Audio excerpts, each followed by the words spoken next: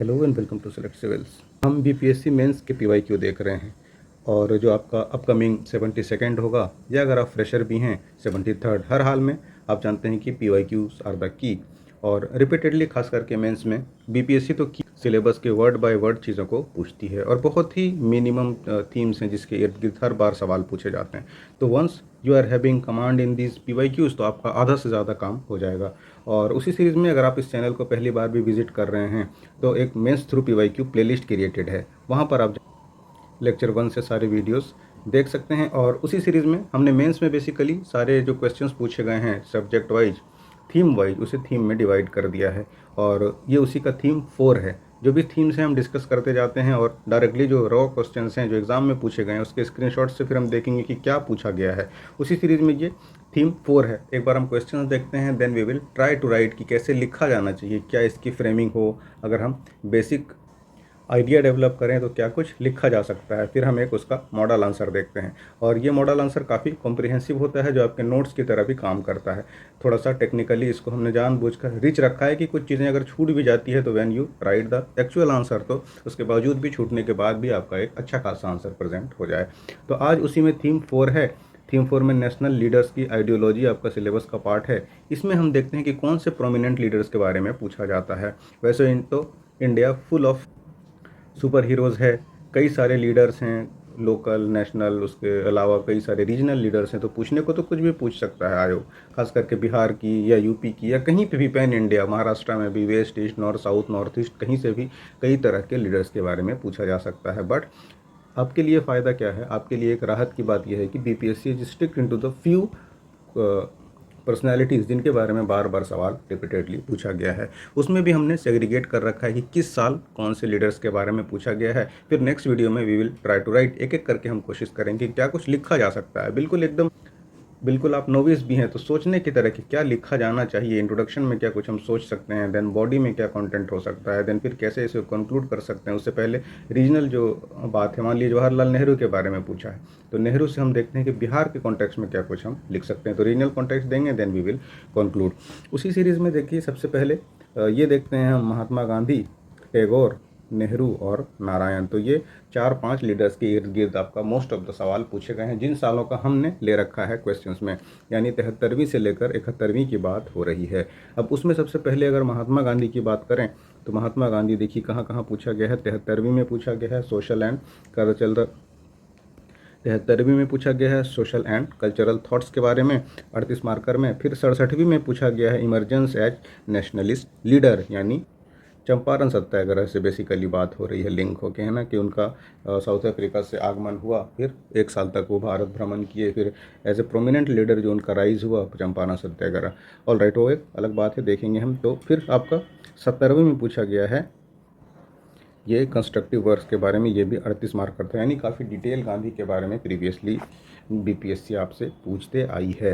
गांधी के बाद अगर हम बात करें तो दूसरा जो प्रोमिनेंट पर्सनालिटीज़ की बात होती है तो टैगोर के बारे में पूछा गया है। कब कब, तो 68वीं में उनके आइडिया ऑन सोसाइटी और कल्चर के बारे में है। 71st में पूछा गया इंडियन कल्चर में उनका क्या योगदान रहा। तो 68वीं पीवाईक्यू भी अगर आप करके जाएंगे सोसाइटी और कल्चर का आइडिया, तो आइडिया ही योगदान रहता है। कोई भी डेवलपमेंट होता है तो वो प्रोडक्ट ऑफ एन आइडिया है, तो ये यहाँ से सेम चीज़ रिपीट करके पूछ लिया गया है। Then comes Nehru. नेहरू कब कब पूछा गया है, 68वीं में है, 71वीं में है। देन आपका थोड़ा थोड़ा चल अलग, जैसे कम्युनलिज्म और सेकुलरिज्म के बारे में 86 में है, और फिर उसका आइडियलिज्म और प्रैग्मेटिज्म मतलब प्रायोगिकता, प्रैक्टिकलिटी के बारे में पूछा गया है। देन जेपी नारायण और लोहिया कब कब है, ये तो सबसे पहले आपका 65 में social and economic idea of Lohia और JP Narayan, 38 marker. Then next year फिर से 66वीं में, एंड देन 71वीं में क्विट इंडिया में उनके कंट्रीब्यूशंस के बारे में 6 मार्कर में। तो ये सारे सवाल हैं, यानी कुल मिला के आपका गांधी, टैगोर, नेहरू, नारायण, लोहिया, तो 2 3 4 5 इसी में ख़त्म है 5 पर्सनैलिटीज़ में। बाकी इमर्जिंग में भी अब ये सेचुरेट हो जाए तो कुछ और नई चीज़ वो पिक करेगा। बाकी जो एक मान ली रिप्लेस कर दे कि गांधी कई बार पूछ चुका है, सपोज करिए बोस पुट पिक कर ले, अब बोस के बाद बाकी चीज़ें चलती रहेगी इंक्लूडिंग बोस, फिर एक आध को रिप्लेस करता जाएगा, ये लोकल उसमें ऐड कर दे किसी हीरो को, मान लिए बिरसा मुंडा को जोड़ दे। वैसे रिवोल्ट के बाद आती है तो बिरसा मुंडा रिवोल्ट प्रोमिनेंटली पूछा जाता है, वो हमने हालांकि प्रीवियस लेक्चर में देख भी लिया है और डिस्कस भी कर लिया है। तो ये सारे सवाल पूछे जाते हैं, तो कितना काम आपका आसान हो जाता है। अगर PYQs अगर आप नहीं करें तो आप एक लिस्ट कम से कम बनाएंगे, और ये लिस्ट भी कैसे बनाएंगे, बेस्ड अपन PYQ ही बनेगी ना।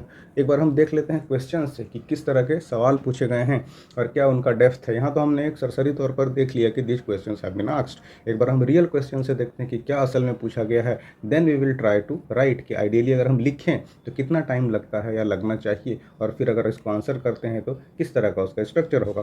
फिर इसी के एंड में आपको मॉडल आंसर मिल जाता है, जैसे critically analyse the Gandhi social and cultural thoughts, उसी का मॉडल आंसर हम डिस्कस कर लेते हैं। फिर इसको आप एज ए नोट्स भी बार बार पढ़िए, फिर एक रेडी टू गो आप हो जाएंगे एग्ज़ाम के लिए कि भाई हमने नोट्स पढ़ रखा है, इससे बाहर कुछ ना पूछेगी आयोग BPSC, ना आपको कुछ लिखना है, सो इट्स डन। तो इसी तरह से अगर आप स्ट्रक्चर करते हैं, चीज़ों को थोड़ा स्मार्टली प्रिपेयर करते हैं, तो काफ़ी हद तक मेंस डुएबल है और बहुत बहुत आसान है। किसी बीट UPSC हो या BPSC हो या कोई सा भी स्टेट PCS हो, प्री की तुलना में मेंस बहुत आसान है। अगर आप परसेंटेज वाइज भी देखिएगा तो मैं श्योरिटी के साथ कह सकता हूँ कि 90% से ज़्यादा स्टूडेंट्स को मेंस आंसर राइटिंग के बारे में कुछ अता पता होता नहीं है।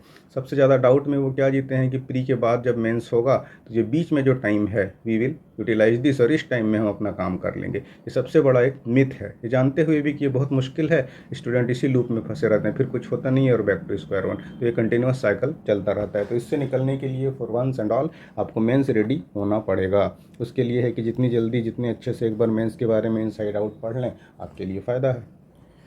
तो ये नेशनल लीडर्स का हमने जो थीम वाइज सेग्रीगेट किया है, ये बेसिकली थीम 4 का हिस्सा है। जो सवाल हमने देखे ये उसी ऑर्डर में है। सबसे पहले जो है मान लीजिए 73वीं में पूछा गया है तो वो बाद में आएगा, पहले 63वीं में पूछा गया है तो 63वीं, फिर सपोज करिए 68वीं, फिर 73वीं, देन इस तरह से सीक्वेंस है।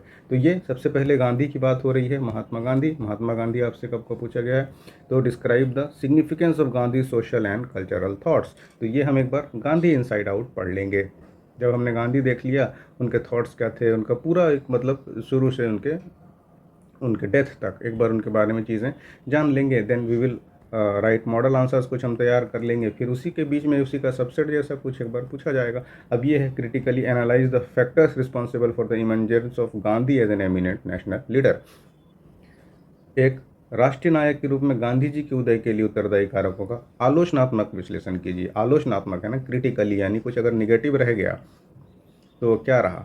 उससे पहले why Gandhi emerged as a leader, तो पैन इंडिया बहुत डाइवर्सिटी थी, हर तरह के लोग थे, उसको कंट्रोल करना और वायलेंस कहीं ना कहीं आ जाता था। तो सबसे पहले जो अहिंसा वाला फैक्टर था, क्योंकि डेमोक्रेसी की दुहाई भी थी ब्रिटिश के पास, फोर्सेस के पास पावर भी ज़्यादा थी, तो अगर वायलेंट होती तो उनके लिए काफ़ी आसान था सप्रेस करना। और कोई उनसे पहले जो एलीट माना जाता था, इंडियन नेशनल कांग्रेस बनी तो, लेकिन उसमें जो अर्बन एजुकेटेड क्लास थे वहीं तक वो लिमिटेड, एक सीलिंग था। गांधी जी ने उनको पैन इंडिया उसका एक्सटेंड बढ़ा दिया। तो इस तरह से वो हम देखेंगे जब हम मॉडल आंसर्स देखेंगे। तो यहाँ पर बस अभी हम क्वेश्चन देख रहे हैं कि वाई गांधी इमर्ज्ड, ये पूछा है। फिर आपसे पूछा है कि कंस्ट्रक्टिव वर्क्स महात्मा गांधी, जो बीच में इनका वर्क देन पॉज पे वर्क वाला चलता था सीन, उसमें क्या कंस्ट्रक्टिव इन्होंने काम किया। जैसे पैरेलली इंडिपेंडेंस के लिए तो चल ही रहा था, लेकिन उसके साथ साथ दलित के साथ जो एट्रोसिटी होती थी उसमें गांधी जी का योगदान रहा, वीमेन पार्टिसिपेशन में गांधी जी का योगदान रहा, वर्किंग क्लास में रहा। तो इस तरह का कंस्ट्रक्टिव वर्क जो इन्होंने किया उसके बारे में आपसे पूछ रहा है कि इसकी आकलन कीजिए, एसेस करिए कि कितना किया, कितना नहीं किया, क्या था। तो this was part of Mahatma Gandhi. उसी तरह से हमने देखा है कि इसके अलावा और भी लीडर्स के बारे में पूछा गया है। Second comes Rabindranath Tagore, RNT। तो इसमें क्या है, समाज और संस्कृति पर रविन्द्रनाथ टैगोर के विचारों का वर्णन कीजिए, उसके आइडियाज़ क्या थे। अब आइडिया से ही था कि रविन्द्रनाथ टैगोर का योगदान क्या था, जिस तरह का आइडिया होगा उसी तरह का योगदान होगा। तो बहुत ही सिमिलर लाइन पे ये सवाल हैं। ये 6 मार्कर पर था, उससे पहले उनके आइडिया ऑफ सोसाइटी के बारे में 38 नंबर में पूछा गया है। देन कम्स जवाहरलाल नेहरू का views on communalism and secularism, सांप्रदायिकता और धर्मनिरपेक्षता पर नेहरू के विचारों की विवेचना कीजिए। तो नेहरू वाज स्टॉन्च सेकुलर और बहुत विजनरी लीडर थे। उसके जैसा कोई भी इंडिया में अगर विजन्स की बात करें तो आपको देखने को नहीं मिलेगा। बाकी लफाजी करने के लिए बहुत कुछ है, नंदलेस वो हमारा टॉपिक नहीं है, किसी दिन बात करेंगे उन सब में। अभी ये है कि to what extent did Nehru's foreign policy, फिर आ गया आइडिया का आइडियलिज्म और प्रैग्मेटिज्म के अलाइनमेंट में था। नेहरू की विदेश नीति किस हद तक आदर्शवाद और व्यावहारिकता को प्रतिबिंबित करती थी, इसकी मुख्य विशेषताओं के संदर्भ में परीक्षण कीजिए। तो ये भी 38 मार्कर में है, यानी कि नेहरू का vision, communalism, secularism, pragmatism, idealism, यानी basically detailed idea about Nehru का इंडिया के बारे में पूछा जाता है आपसे बार बार। तो नेहरू हो गया, जवाहरलाल नेहरू, देन उससे पहले हमने रविन्द्रनाथ टैगोर, फिर गांधी, फिर आपका आता है लोकल लीडरशिप, नारायण और लोहिया। क्विट इंडिया मूवमेंट के बारे में बताइए। उससे पहले है कि राम मनोहर लोहिया और जयप्रकाश नारायण के सामाजिक और आर्थिक चिंतन की व्याख्या कीजिए। Explain the social and economic ideas of Ram Manohar Lohia and JP Narayan. तो सोशलिस्ट लीडर थे। सोशलिस्ट का जो आइडिया होता है उसमें भी बहुत सारे सब ब्रांच आपको मिलेंगे मेजर सोशलिज्म से, उसी में से एक आपका राम मनोहर लोहिया एंड जयप्रकाश नारायण है। उनके बारे में सवाल पूछा गया कि व्हाट इज़, उनका क्या आइडिया था। उसके बाद फिर है जयप्रकाश नारायण में क्विट इंडिया मूवमेंट में क्या कंट्रीब्यूशन रहा। जयप्रकाश नारायण और भारत छोड़ो आंदोलन के बीच में लिंक, कंट्रीब्यूशन, चैलेंजेस, ये सारी चीज़ें पूछी गई है 6 मार्कर में ये। तो यही सब थीम्स 4 में जो प्रोमिनेंट लीडर हैं उसके बारे में आपको क्वेश्चंस पूछे गए हैं। अब नेक्स्ट वीडियो में वी विल ट्राई कि हम एक बार एक एक लेंगे। सबसे पहले हम महात्मा गांधी से शुरू करेंगे एंड देन एंड में जो आपका नारायण एंड लोहिया है उसके बारे में हम देखेंगे। कोशिश करेंगे कि आइडिया बिल्कुल जैसा हम शुरू करते हैं, इंट्रोडक्शन में हम क्या कुछ लिख सकते हैं, देन हम we will try to think about body में क्या होना चाहिए, फिर लोकल लिंक, बिहार के लिंक के बारे में, and then we will conclude, क्योंकि स्टेट स्पेसिफिक में थोड़ा एक्स्ट्रा मार्क के पेज करती है। तो इसको यहीं तक रखते हैं। और इसी तरह इसलिए भी हम एक दो लेक्चर लाते हैं कि जस्ट प्री में रट्टा लगा लगा के फ़ायदा आपको होने वाला नहीं है। रीज़न हमने पहले डिस्कस कर लिया और बहुत कंफर्ट भी देता है दिमाग को कि बैठ के बस आप PYQ सॉल्व कर रहे हैं। लिखने में थोड़ा क्या है, सोचना पड़ता है और उससे पहले प्रैक्टिस, आदमी को हिचक होती है कि पता नहीं मेरा आंसर कैसा होगा। तो एक चीज़ और जान लीजिए कि सबके आंसर्स ख़राब होते हैं अगर बात ऐसी की जाए तो। आयोग क्या करती है, जो खराब में ही सबसे कम खराब जिसको है चुन लेती है। उसको कोई बहुत बड़ा आइंस्टीन नहीं चुनना है, बेस्ट अमंग द इक्वल्स वो चुनती है। और थोड़ा सा बेहतर करने के लिए थोड़ा सा अपने आप को टाइम दीजिए, थोड़ा प्रैक्टिस करिए और ये हो जाएगा। थोड़ा टाइम टेकिंग प्रोसेस है, इसीलिए थोड़ा थोड़ा आप मेंस के बारे में लिखते रहिए। तो चलिए इसको यहीं तक रखते हैं। और हमारा टेस्ट सीरीज भी होगा स्ट्रिक्टली बेस्ड ऑन PYQs। अभी हमने उसको लिस्ट नहीं किया है, we are working on that, so that आपका हम इवैल्यूएशन कर सकें आप किस हद तक कहाँ से कितना आंसर लिख पाते हैं। और स्ट्रिक्टली बेस्ड ऑन PYQ, उससे ये भी होगा कि आपका रिवर्स इंजीनियरिंग हो जाएगा, मोस्ट ऑफ द सिलेबस की चीज़ें वो कवर कर देगी। पढ़ते रहिए, बाकी टाइम टू टाइम हम अपडेट आपको करते रहेंगे। आपके और कोई क्वायरी हो तो 7992290065 इस पर सेलेक्ट सिविल अवेलेबल है, इस पर आप हमसे बात भी कर सकते हैं। मिलते हैं आपसे अगले वीडियो पे। Thanks for watching.